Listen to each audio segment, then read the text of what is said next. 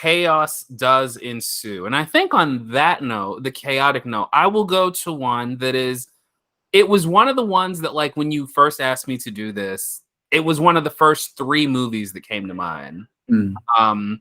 But I'm going to go ahead and say it now. And that is Danny Boyle's 28 Days Later. Okay, good. This movie holds a special place in my heart. It is one of those movies from the summer of 2003 that I got to, like, the summer where I really was able to start going to movies by myself and, like, pick whatever I wanted to see. And this movie is just insane, man. I think that the aesthetic choice, the mix of shaky cam and, like, handheld footage, the casting of Cillian Murphy and Naomi Harris, like, this movie does such a great job of putting just enough twist on, like, what we think of as zombies, and they make great use of the locations, they make great use of that budget, and you always feel like you're in it with them. That score is just, like, wildly unsettling.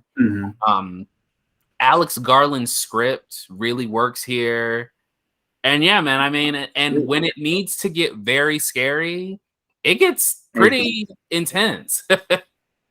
Yeah, I was gonna say though, I think one of the coolest things about that movie, if I'm not mistaken, that's one of the first time we got, like, fast zombies, right? Yes. Was in that movie, which now sounds kind of mundane, like, because we've seen it, 100 times.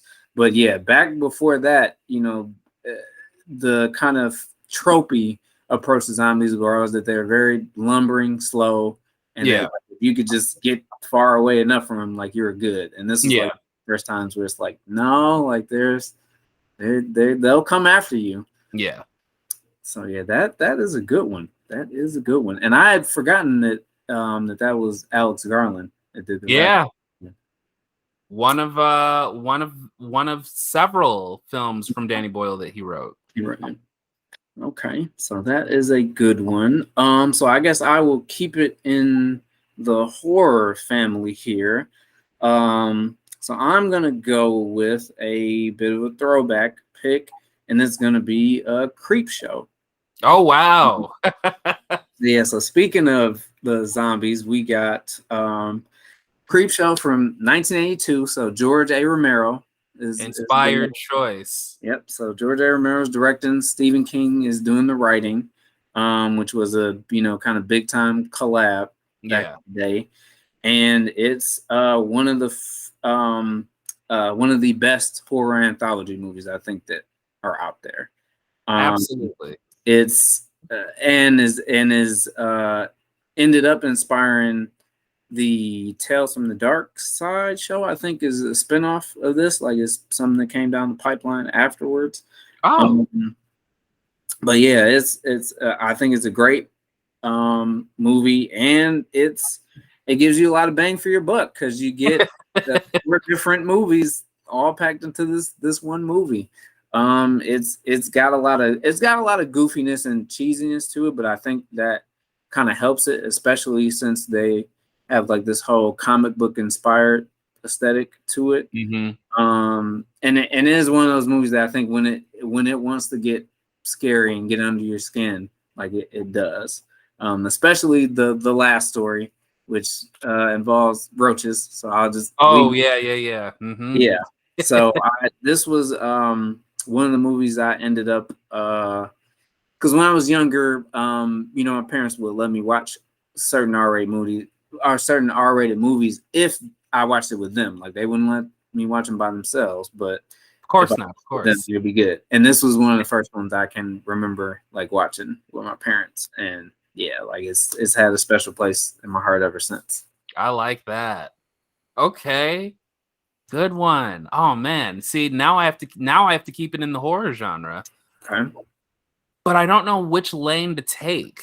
But that's okay. We'll figure it out. I'm gonna go with my favorite horror movie of all time. The classic Wes Craven's A Nightmare on Elm Street. That's a good pick. So I was saying this to someone maybe 2 weeks ago.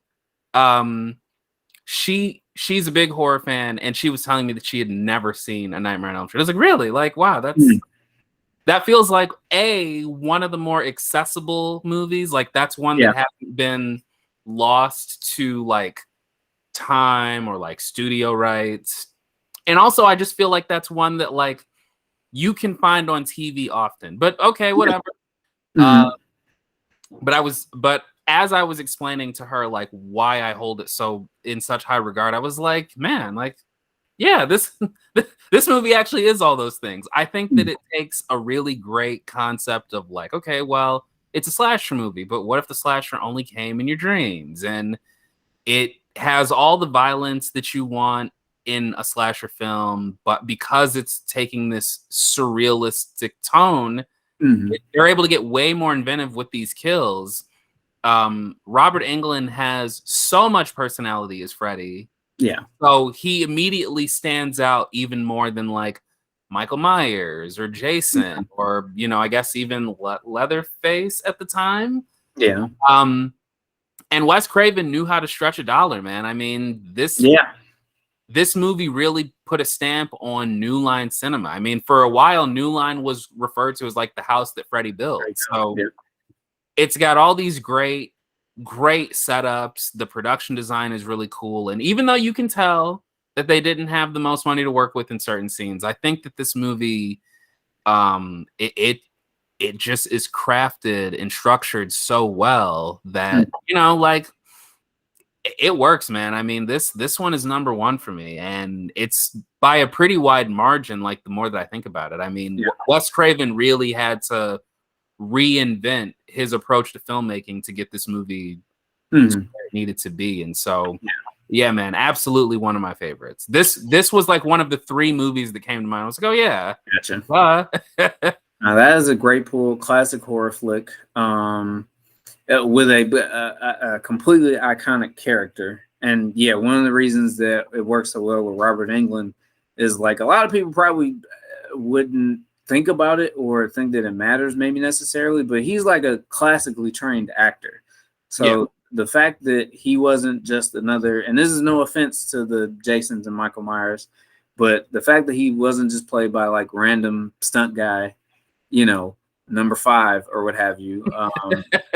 He's able, like, he really put a lot of thought into that character and, you know, kind of the pathos and everything about how he would operate. And you can see that. Now, of course, in later movies, the writing gets a lot goofier and everything, but he's still doing his job. Like he's I mean, and the sequels don't really have the same bit of they don't quite have the same thematic undercurrents of that first film. And of course, there's also that remake that happened that which is pointless. Woo!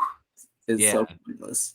Because you would think, like, to me, if you're gonna remake a Nightmare on Elm Street, first don't do it. But if you're gonna do it, to me, the thing was, okay, like you have the advantage of modern special and visual effects. Do creative things with the dream sequences, and they didn't even do that. So it's like there was no point really. And actually, and that's no offense to Jackie Earle Haley, because he's another one. Like he was kind of doing what he was there, you know, to get paid. For. But it just didn't work. So yeah, the original though is definitely classic. All right. So I speaking of the original, these are flowing so well. Speaking of the original, Nightmare on Elm Street. So we got John Saxon's in that movie, right? Yep, is the I believe so. So he is also in my next pick, and that is going to be Enter the Dragon. So the Oh, nice. classic Bruce Lee movie. So yes. So this was one of, because Bruce Lee was probably one of my first, I guess as a kid, like childhood heroes. My dad introduced me to Bruce Lee movies. Like we used to have a little VHS box set, and we would watch them. And yeah, and I just thought Bruce Lee was the coolest thing like I had ever seen. And Enter the Dragon is definitely one of those movies that really helped solidify that for me. Yeah.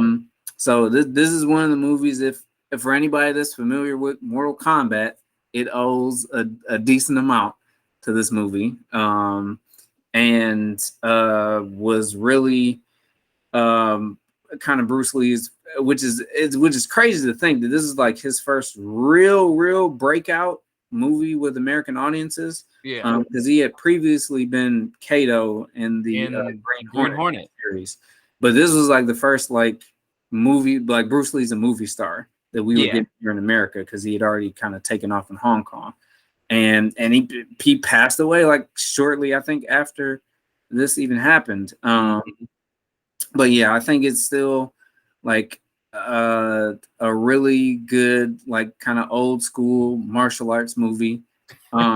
You got, like I said, Bruce Lee, John Saxon, Jim Kelly, who went on to do his own thing in like blaxploitation and kung fu movies. Yeah. And it's still one of my favorites.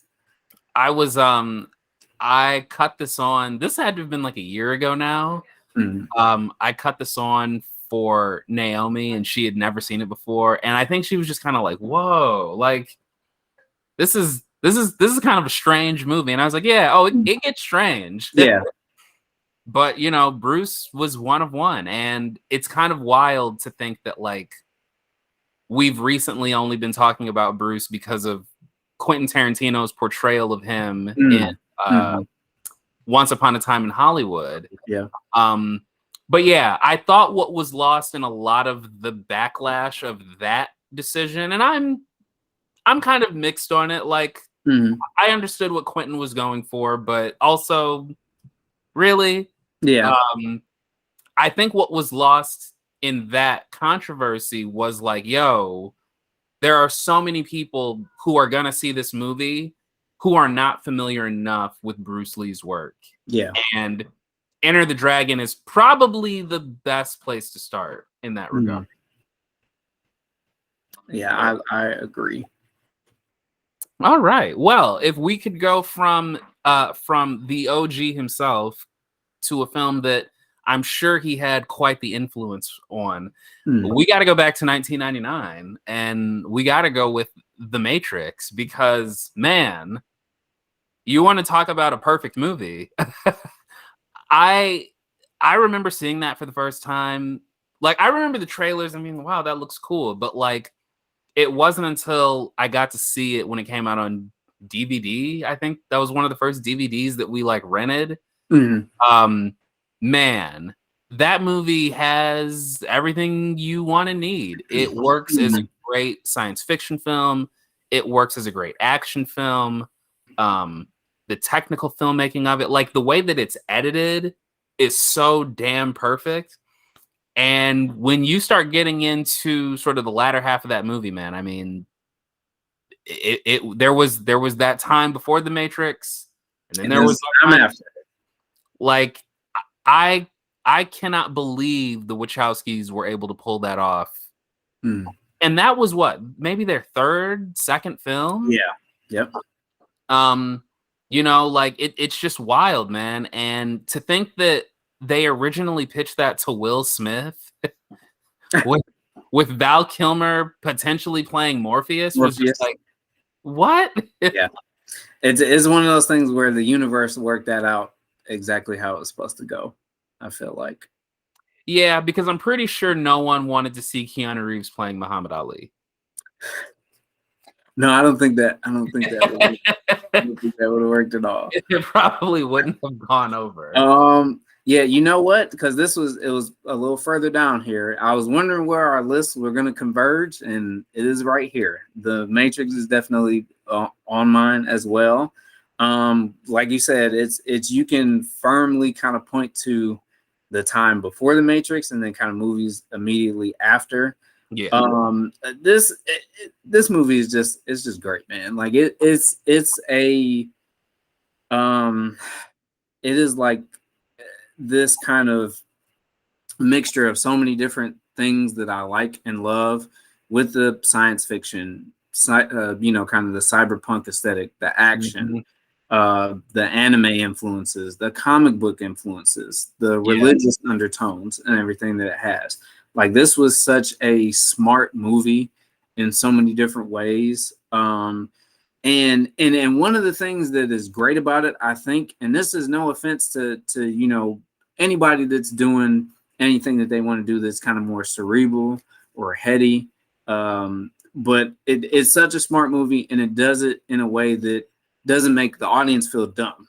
Like, you know what I mean? Like, it's so smart, but it explains it in a way, like everything in ways that you get it, which is kind of one of the issues that I had with the sequels. But they were doing a little much. Yeah, a little much. But this one is, I feel like it has so many different things for people to latch on to. And there's even things that you can read into it, like kind of years later, as far as like where technology has taken us, that at the time like seems ridiculous, but nowadays doesn't seem so, like so kind of unheard of and things like that. And it's it's just one of those movies that just works. Like, from start to finish, it works. The cinematography, the visual effects, and the legendary Bill Pope, like everything for it just works. Yeah, I will say one more thing on it. I do think that I'm curious. Let me not say curious.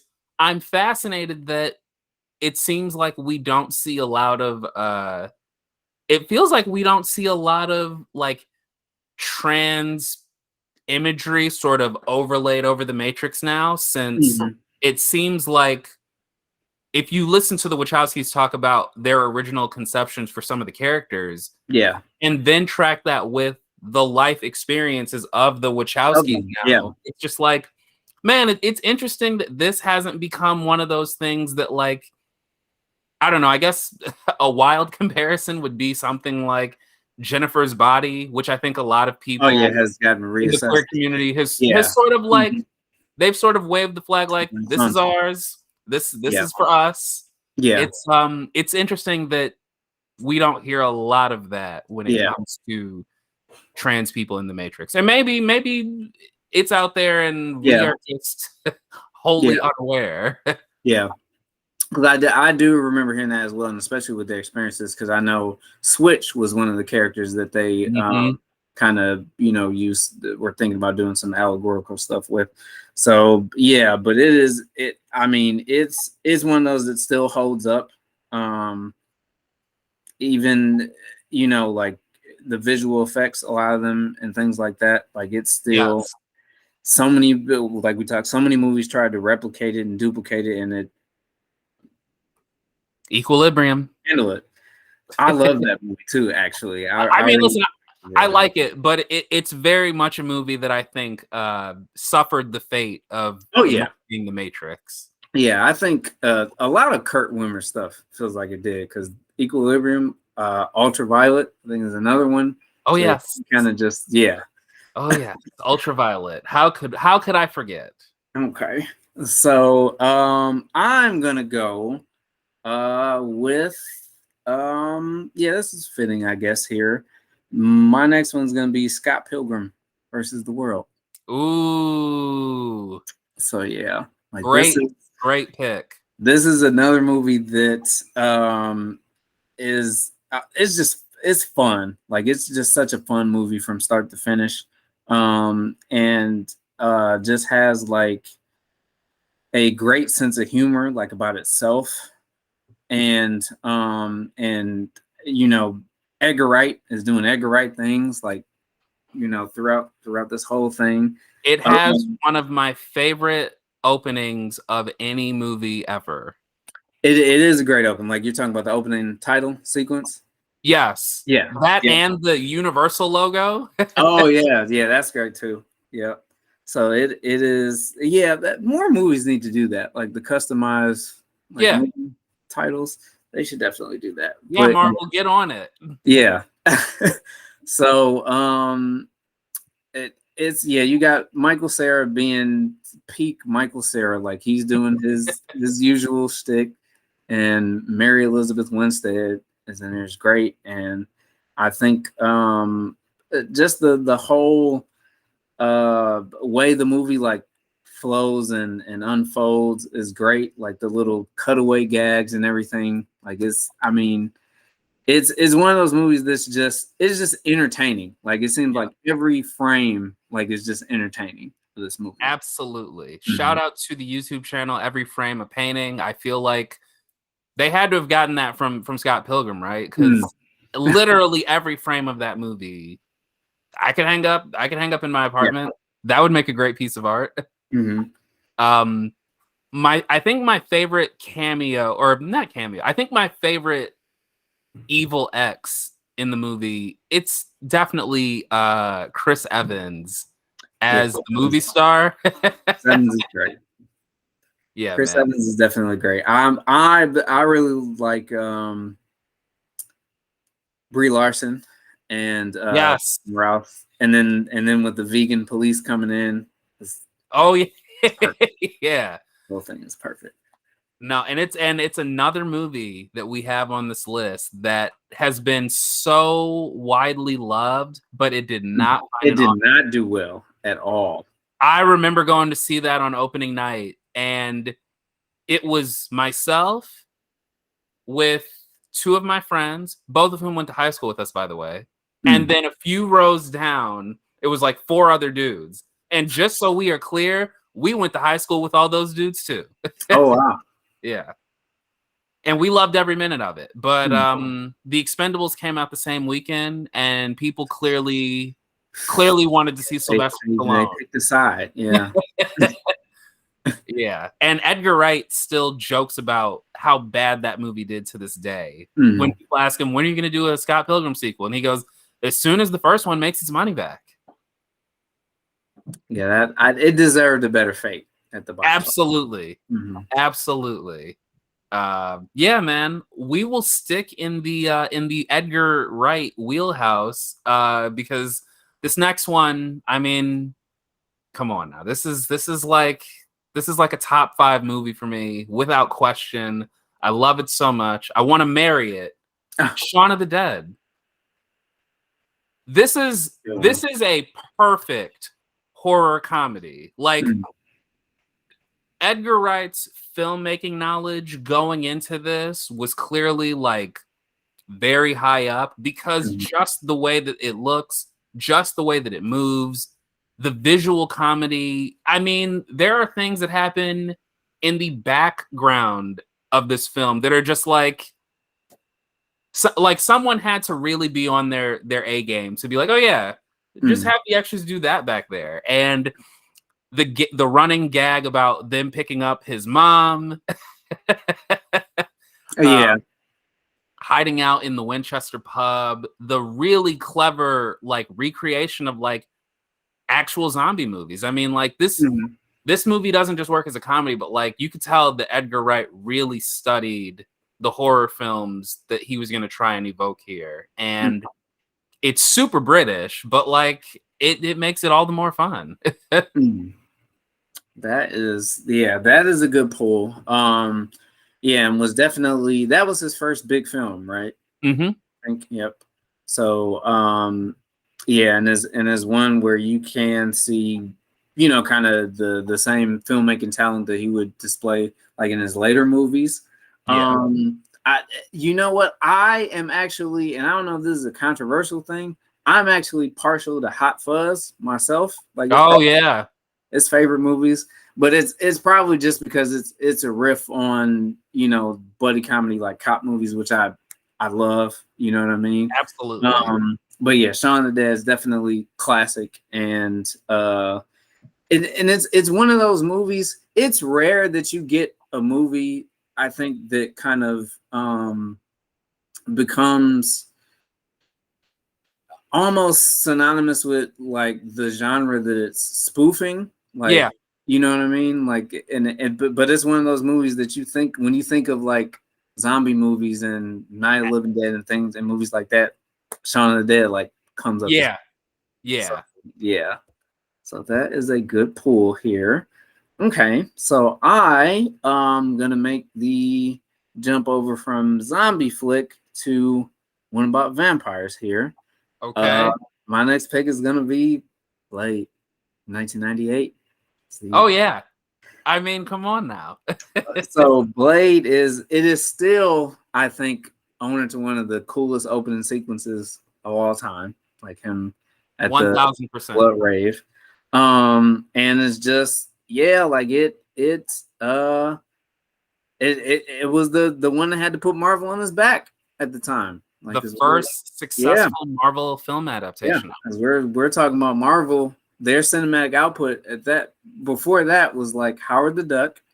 You had the Dolph Lundgren Punisher movie.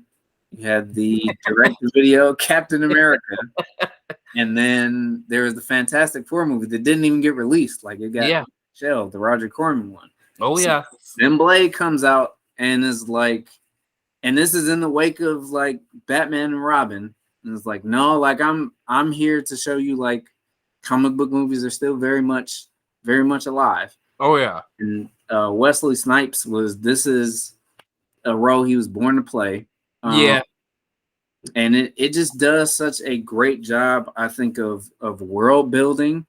And just kind of introducing kind of familiarizing people to the vampire world with taking some, classical stuff that we've kind of known to have in vampire lore, as well as introducing like new elements.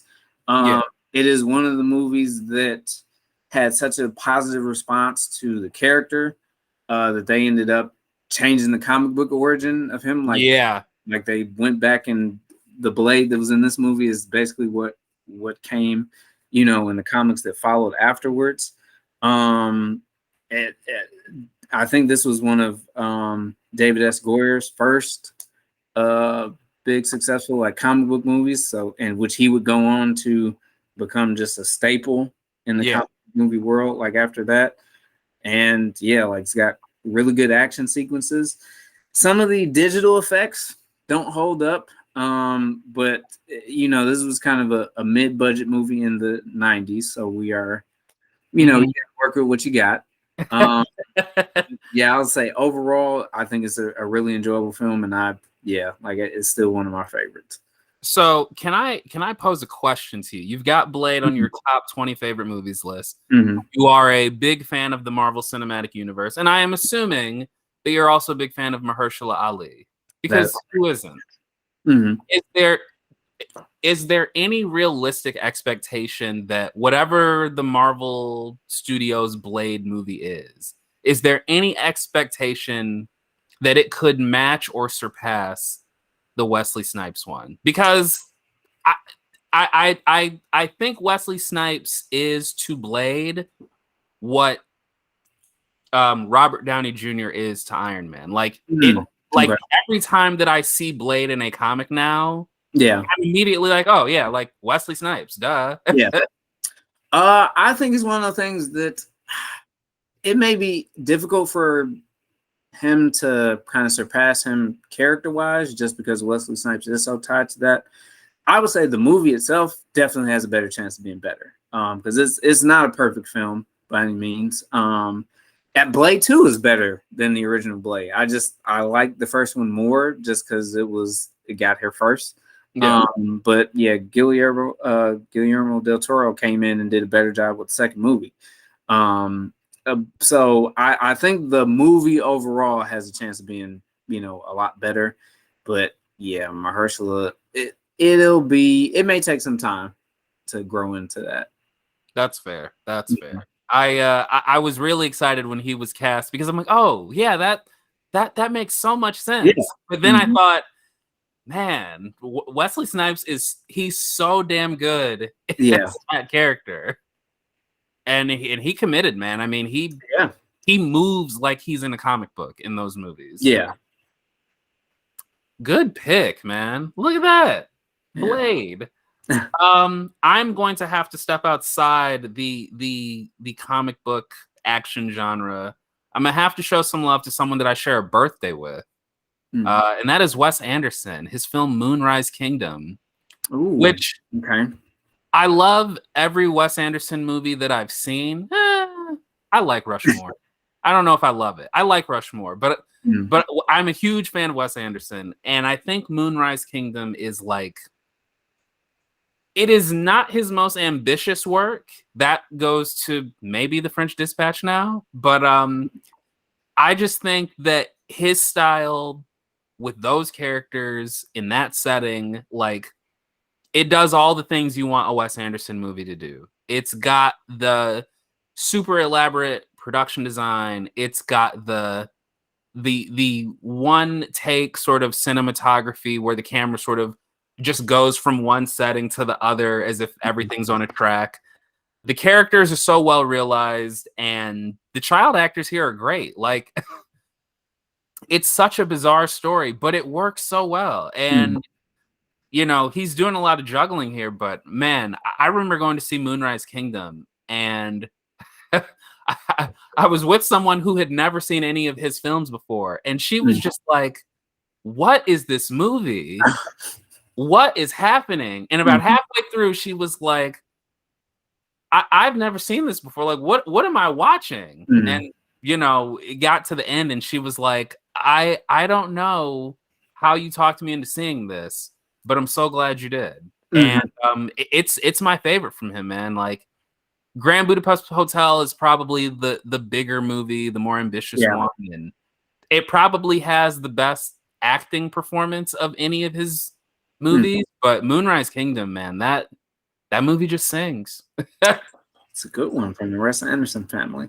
That one, I've actually not seen. That one. Man, I've heard good things. I've heard lots of good things, and I know because it's one of those movies that I'm like, I'll probably check that out on one thing, because I know Wes Anderson, it can be an acquired taste. Absolutely, that's true. But yes, that is one that I have heard a lot of good things about. Okay, all right. Definitely check that one out. Well, yes, I will definitely keep that on my list here. So I, since I'm dumb, I'm not a big, curated film critic like yourself. I got another superhero movie here. Wow.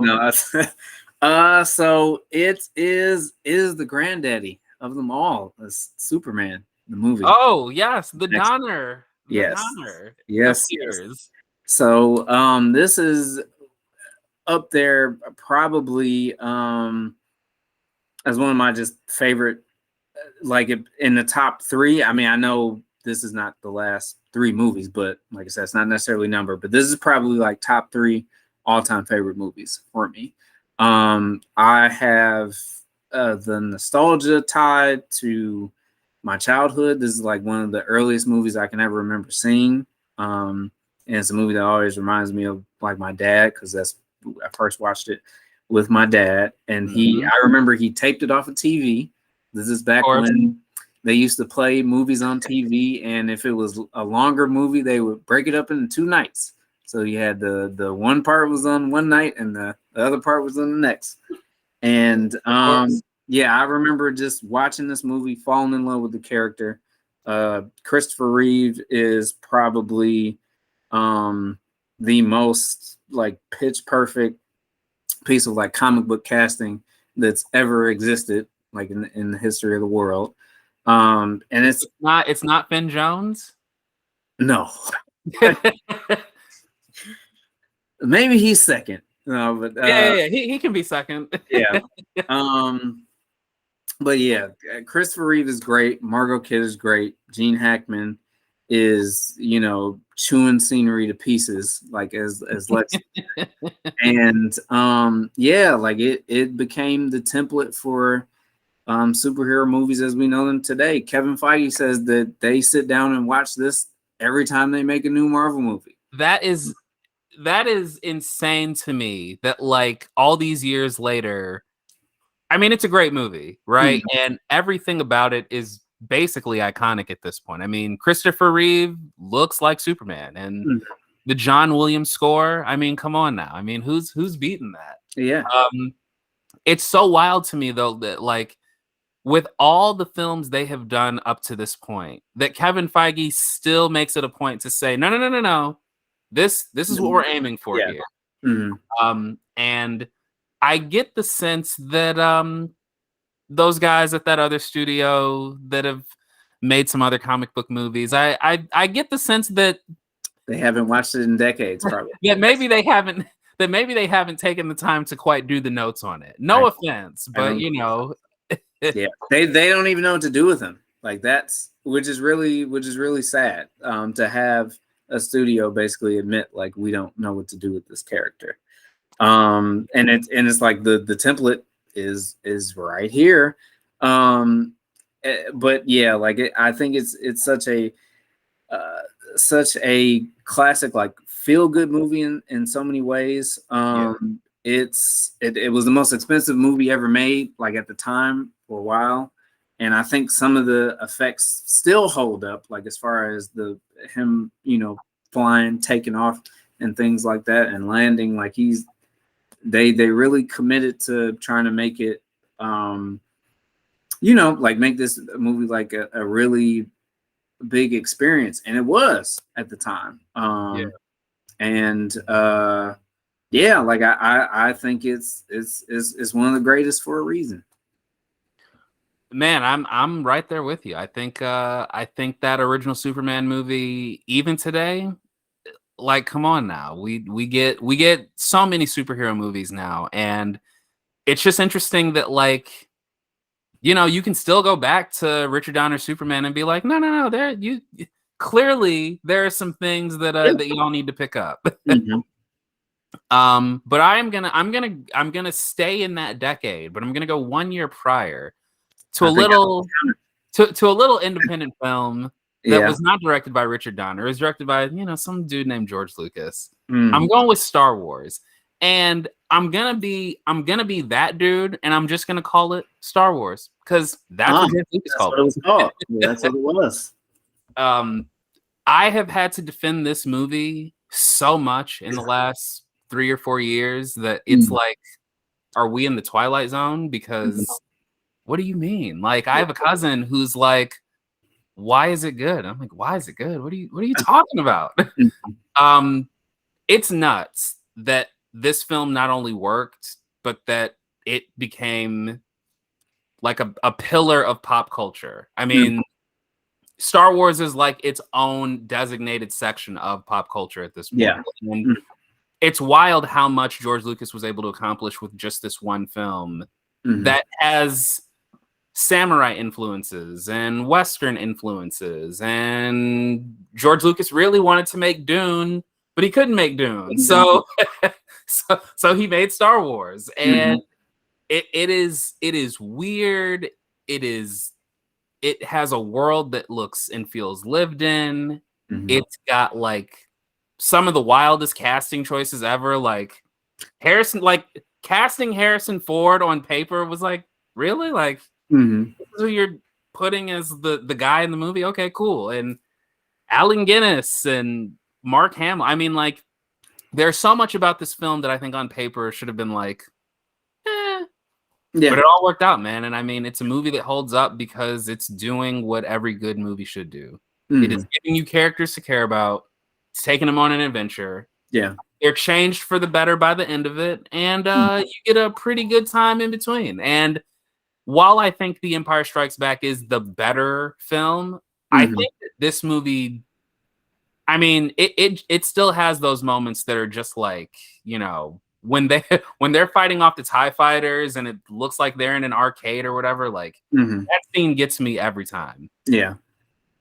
The original Star Wars is I think a lot of of it has gotten lost in the context of the fact that it is like going on almost like 50 years old at this point, like almost in there. And people may not realize that at the time nobody had seen anything like this before. Um, and it's also, it speaks to, like you said, that he was able to do this movie.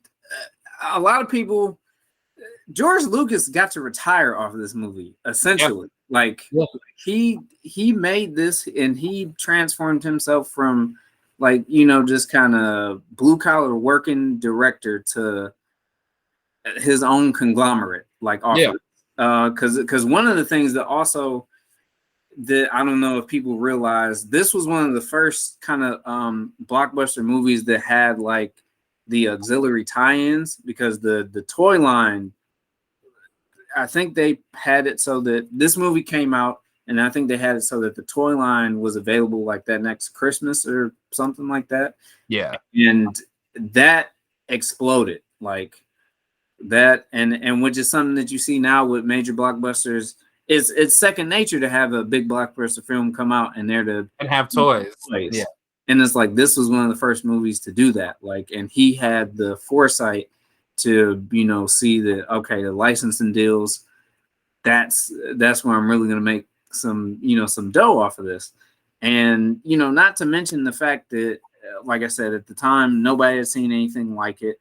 The stuff that he was doing with models and things like ILM, man. Yeah, ILM got born like off of this movie. Like, that's crazy to think about that. And and it's like you said, just it's become such a pop culture icon. And it all started, with this little movie that became like the highest grossing movie ever. And John Williams scored this just like he did Superman. And Yeah. something that I think is underrated about Star Wars that, like, I make it a point to bring up whenever I get into a Star Wars discussion, which happens to me out on the streets sometime. This movie probably has the most iconic sound effects ever. Like, oh yeah. Like, who doesn't pick up a lightsaber toy and actually make the sound when they hit the button? Like, the TIE Fighter sound. The TIE Fighter sound, the sound of the blasters. Yeah. And like, I think I agree. Yeah, that's a good one. And I mean, not saying that I'm surprised that that's on there.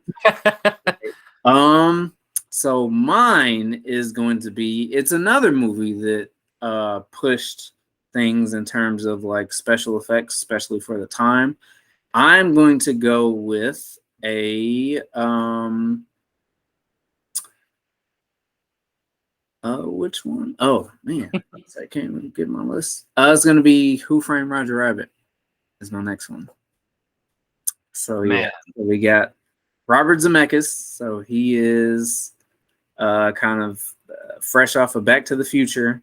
Is doing his next big project, and it comes out, and it is probably still one of the best examples of mixing animation and live action. Like, and we're talking about this movie's over 30 years old.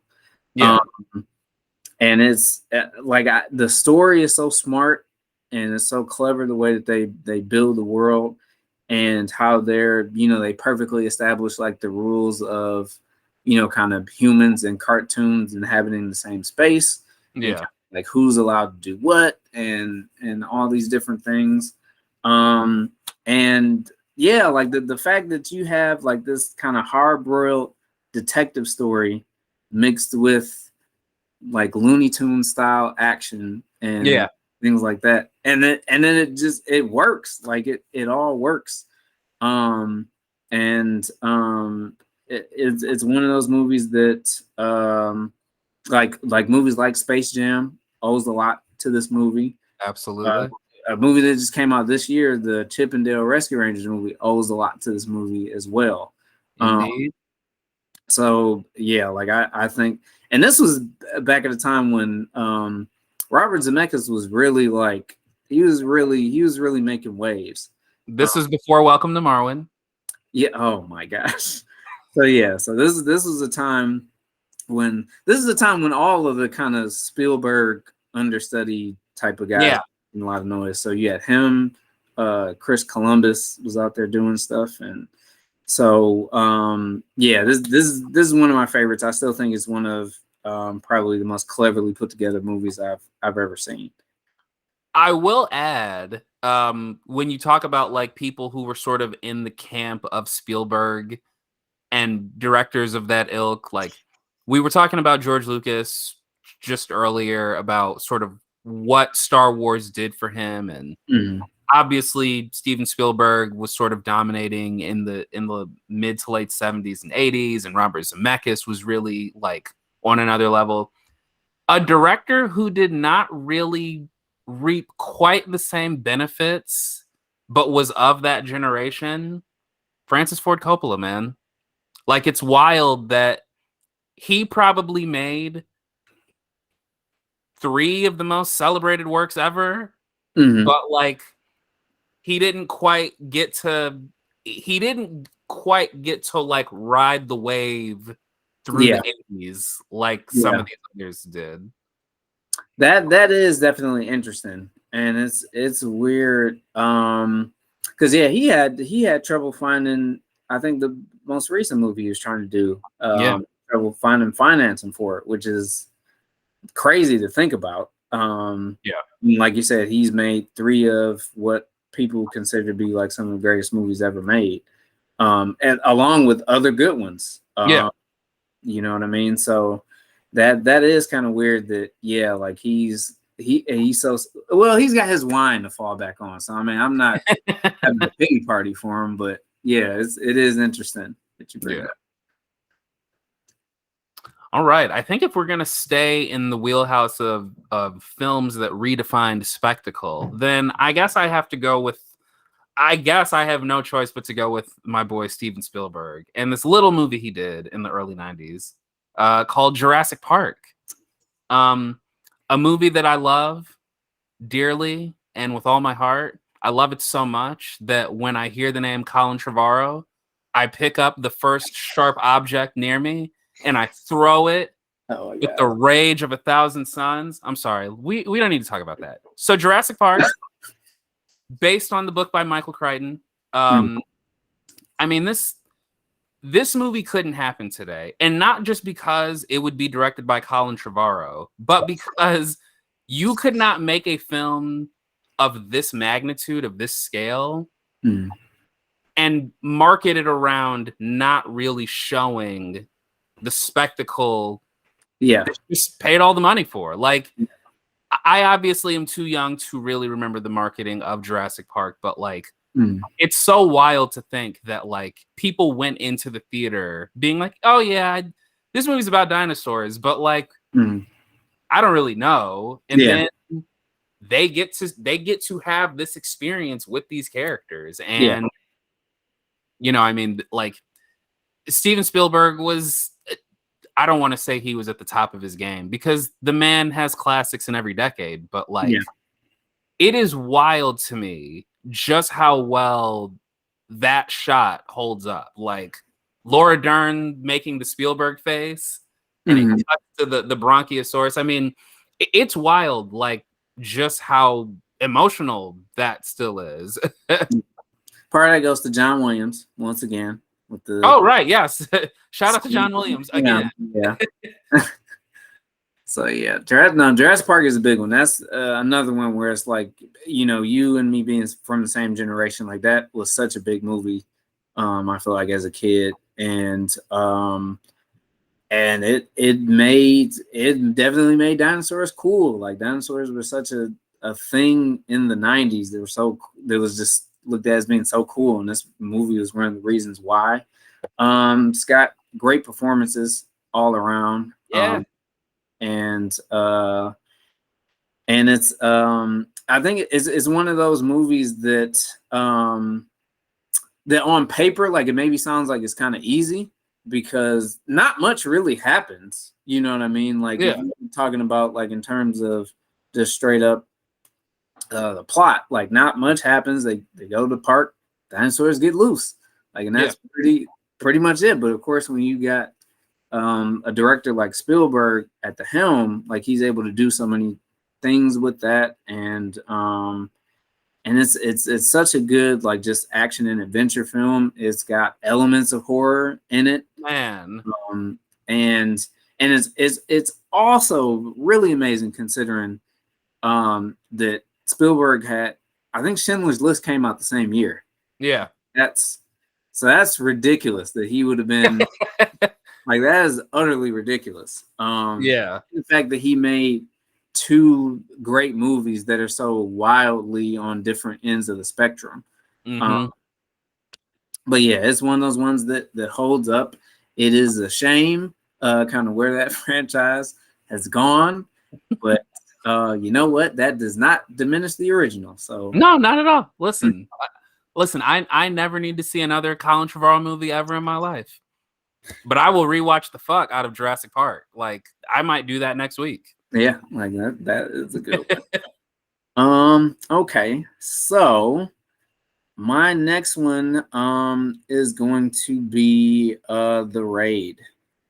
Ooh, This is, I think, is it hands down one of the greatest action movies ever made. Like, this movie is such a relentless film, like, just from like it gives you a little bit of time to breathe at the start, like when it's setting up, kind of character dynamics and things like that. And then it's off to the races. Like, it is just a feature length set piece, like just from one set piece to another to another to another, but it flows so well.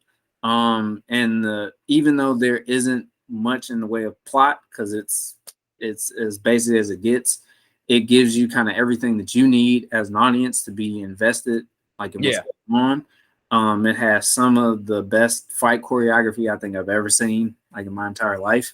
100%.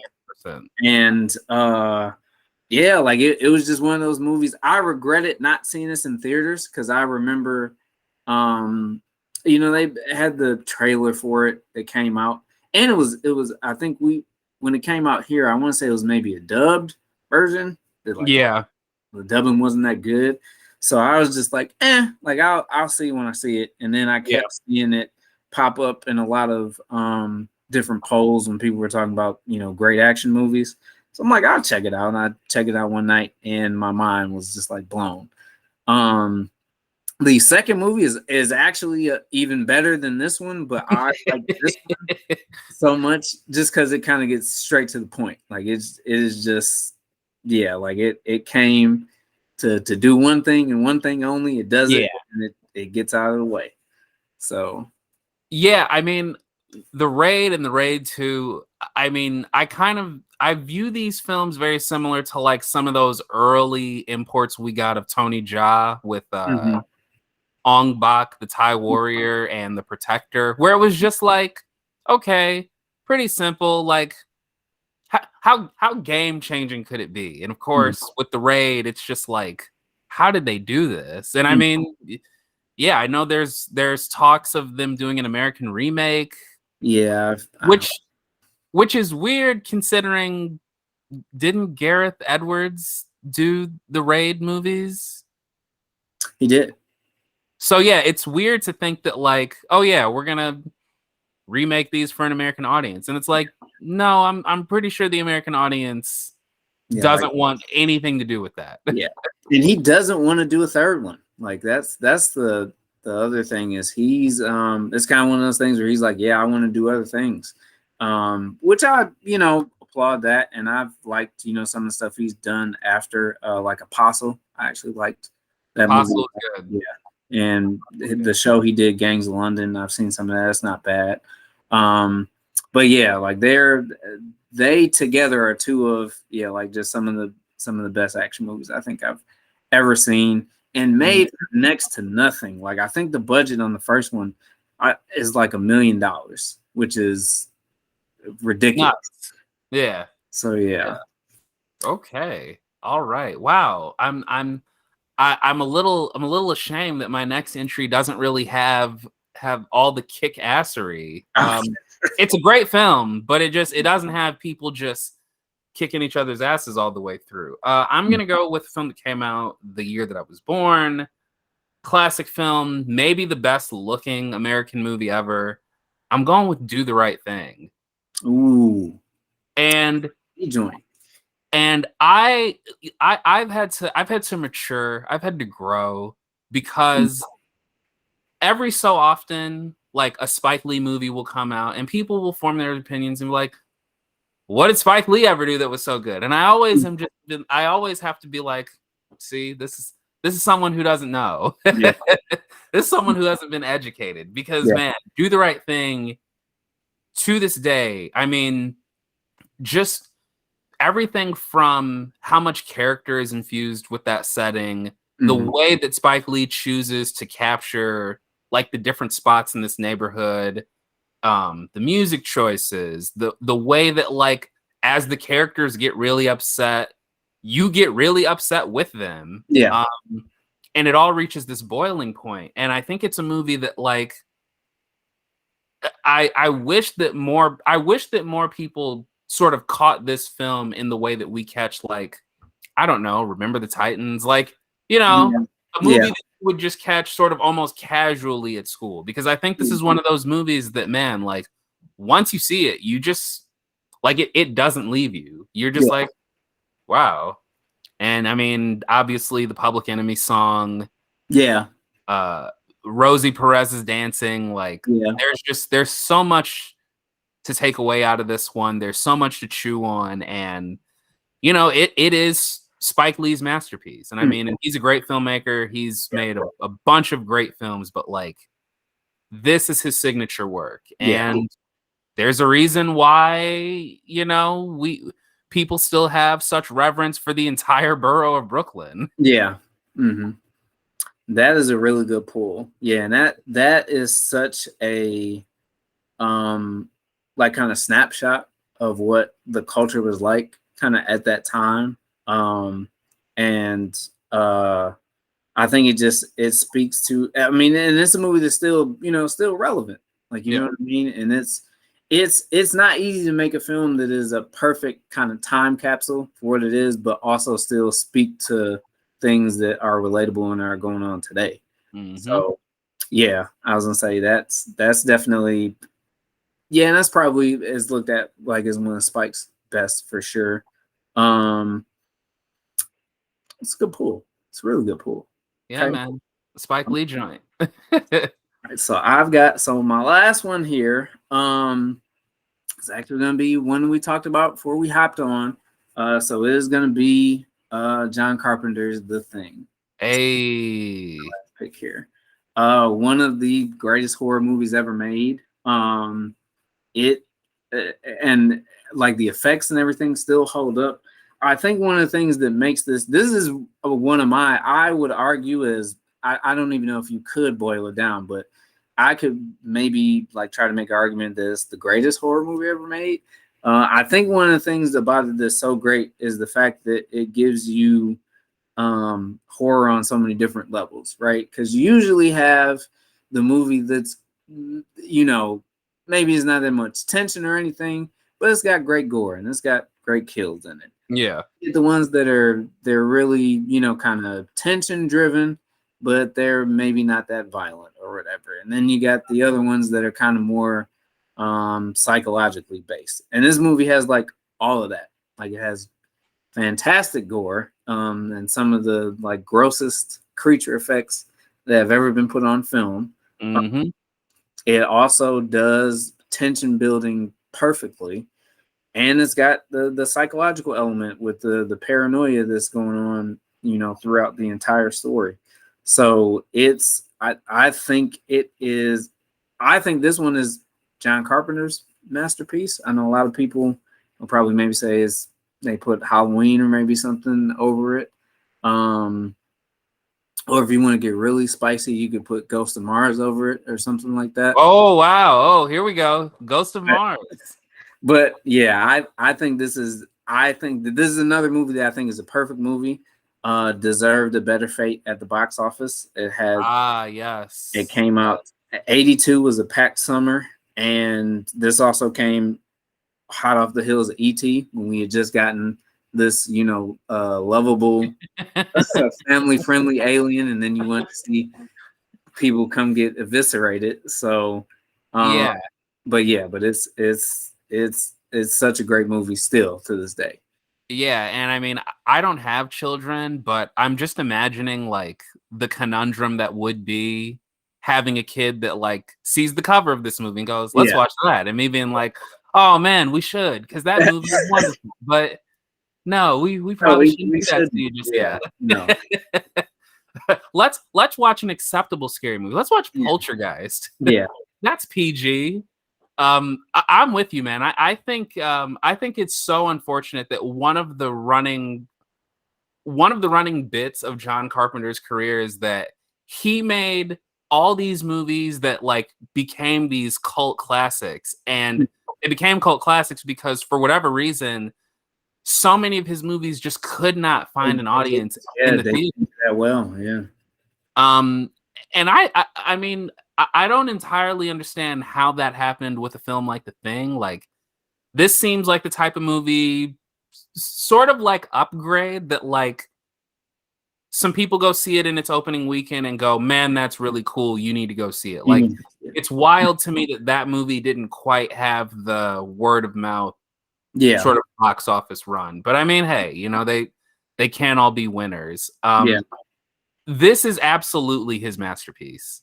And I know that Halloween is his probably most successful enduring work. Like, obviously we're still getting Halloween movies and they're still making a load of like tons of money.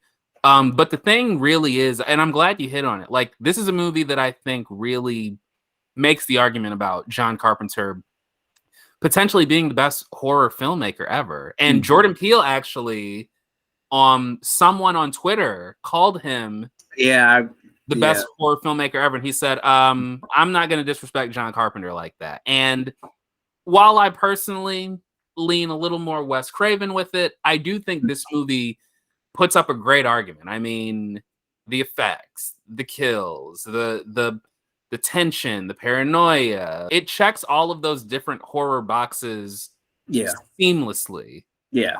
And I was gonna say, and then it has the nerve to be funny in certain at certain points. Like it has great timed moments of levity as well.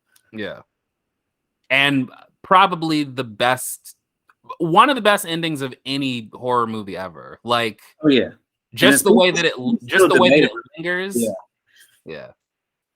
Did you ever see the prequel? Was it a prequel they made? Yeah, I did. And you know, funny story about that movie. It's such a nothing movie in a lot of ways. It reminds me a lot of the Elm Street remake and the fact that this didn't need to exist. But I feel bad for the people that made that movie a little bit, because the company that originally did the effects were going to do it practical. Like, they were going to do all that stuff practically. Like, they're still behind the scenes, I think, photos and videos of them. Like, they made, you know, the molds and everything for all this stuff. And then the studio made them cover it up with CGI. So I think the movie could have had a little bit more of, you know, kind of a leg to stand on if they had let them, you know, kind of do what they really wanted to do with it. Oh, wow. But it still didn't need to happen. So Mary Elizabeth Winstead is the lead in that one. Yep.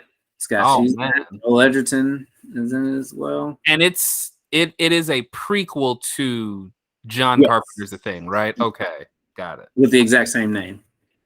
Yes, of course. Gotta have that. Okay. That was your last one? Yep, that is it.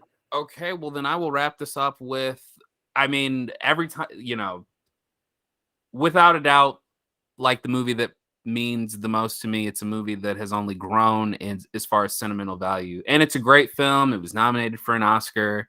I'm going with Boys in the Hood, man. I think that it's weird. Like, I had this conversation with someone a little while ago where I had said, oh yeah, this is my favorite movie. And someone was like, I don't believe that.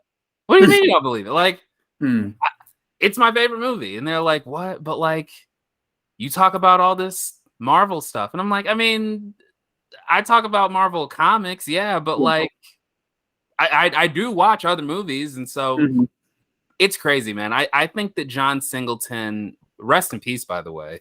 Yeah. I think he really, you know, sort of captured lightning in a bottle, man. I mean, there's so much about this movie that on paper probably could have gone off the rails, but like, you know, you could tell that he was speaking from lived experience. You could tell that all the characters in the movie are very much reflections of like people that he knew, people that he grew up with. The movie is able to balance like those really serious dramatic moments with moments of like some very real tension.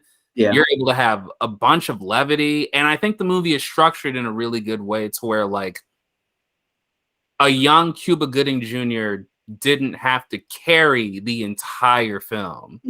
I mean, I think he's good in the movie, but like you could tell that like John Singleton was making a very conscious choice to be like, okay, yeah, you get the character all the way through, but like we're not going to place this on the shoulders of one actor. And I think Lawrence Fishburne, I think this is one of his more sort of underrated roles. Like he's so damn good as Furious. Ice Cube was a great find. And obviously Morris Chestnut is good there too. Like, you know, John Singleton, I mean, he really hit the ground running with, I believe this is his debut. I believe it as well. It's a great movie. And a really good pull. I think there's just such an authenticity to that movie. You know, like for that time period that is so cool about it. And not to mention, it has, I think Furious Styles is one of the best names I've ever heard for a character. Without question. Like that is amazing. But yeah, like he hit the gate running with that one. And that was such a good time for, even though, you know, some of the stories have, you know, tragic elements to it, that was such a good time for Black filmmaking and what, you know, the stories that were getting put out like that, Minister Society, South Central, like all those kind of movies that almost kind of seem to blend together, like from that time period. But like it like you said, it was definitely like lightning in a bottle, and for that to be like his feature film debut is crazy. Like especially, you know, some of the stuff that he's able to do with that movie storytelling wise. So yeah, that's a good pull, man. That is a good pull here. Yeah, man. And it's one that me and my dad, for whatever reason, when I was a kid, my dad was like, yeah, we can watch these movies you're not supposed to watch this young. You know, sure, I'll take you to see Jurassic Park, where it opens with the guy getting eaten by the raptor. This was one that like Black guy too. Yes, of course. Boys in the Hood was one that for whatever reason he could pull lines from the movie as like the actual life lessons. So like everything about like wearing protection or like not going into the military or like how to deal with the police. Like it's kind of wild like how many gems this movie like sort of was able to deliver that sort of keep coming back. Like I remember when Kendrick's debut album came out, Good Kid, Mad City, and Sing About Me was playing, and it's like, oh yeah, this is very much like in the vein of like Boys in the Hood. Boys in the Hood. Yeah. That is a good pull.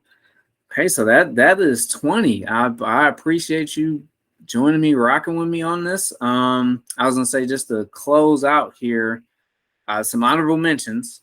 So I've got a few that did not make the cut. They were hard cuts. Like felt like tryouts. Like, you know what I mean? And you just like, oh man, I wish I could keep you on the team. But so we got one of mine here. It's Train to Busan. Oh man, I think that's such a good horror movie, and like action horror movie. It's got a lot of heart to it. Is one of the movies that kind of almost made me cry. I didn't get there, but it almost did it. Candyman, the original, 1992 Candyman. So that's, of course, another horror staple in the Black family households. Of course. The original Terminator, so there's another one. And Black Dynamite is the one I thought. Oh yeah. Which I think is scene for scene one of the funniest movies I've like ever seen in my life. And then I've also Goofy movie, which is a good nostalgia pick. I was thinking I about love the fact that we as a community have just decided that the Goofy movie is that's a black movie. It is a black movie. It is. Like, it's just, I mean, Tevin Campbell's Powerline, and that's all we needed to get to reel us in. And then Juice from '92 was Yes, almost classic. Yep, Classic. great performance by Tupac. It's crazy to think that he just didn't just be like, yeah, I just want to be an actor. Like, you know what I mean? Like, because he's so good, and I'm not knocking him for doing music because of crazy. He was great at music, but it's crazy to me that he just didn't want to full time just be an actor. Yeah. Oh man. Honorable mentions. It's funny. Neither of us put a Tarantino movie on here. No, we did not. I like I have some Tarantino movies I like.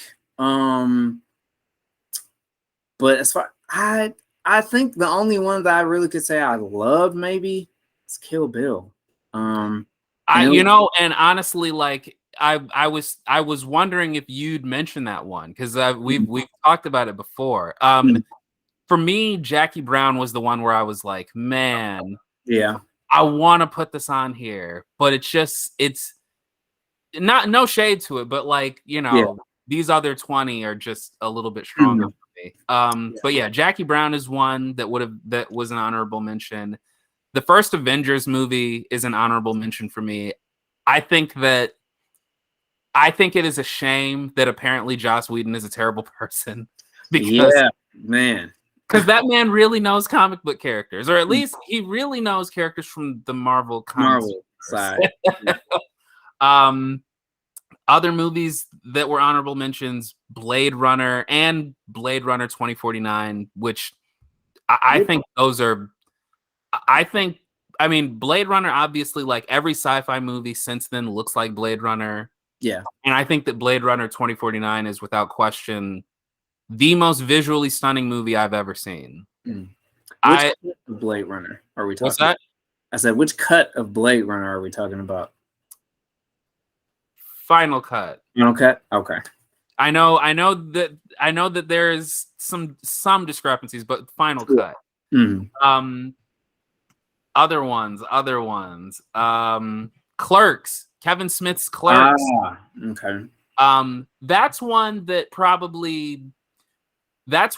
absolutely like is a gateway movie for me. Like watching Kevin Smith movies definitely sort of opened the door for me to like really get into like who's making the movies that I'm watching. Yeah. But just some of these other movies have a bit more polish on them. And I guess if I were to close, it's a tie between two David Fincher movies. Seven. Oh my gosh. Yeah. Seven was a hard one for me to, and The Social Network, which I know some people roll their eyes about like the love that movie gets, but like I think that movie is a testament to like a movie lives in the edit or dies in the edit. Those are some good picks. Speaking of Fincher here, you know what movie of his I think is a bit underrated, should get more love, is The Game. I think with Michael Douglas. Yes. That is a good one. Yeah, man. It's kind of been lost to I mean, because he's done some really great stuff. So yeah. Those are good ones. Okay. Well, like I said, because we've been at this for a minute now, man. I appreciate you coming on here. Oh, no problem. And like I said, I'll definitely make sure to put all of your information in the description when I do get the video out here. So yeah, we'll have to maybe do this again with something else, or get something going on your channel.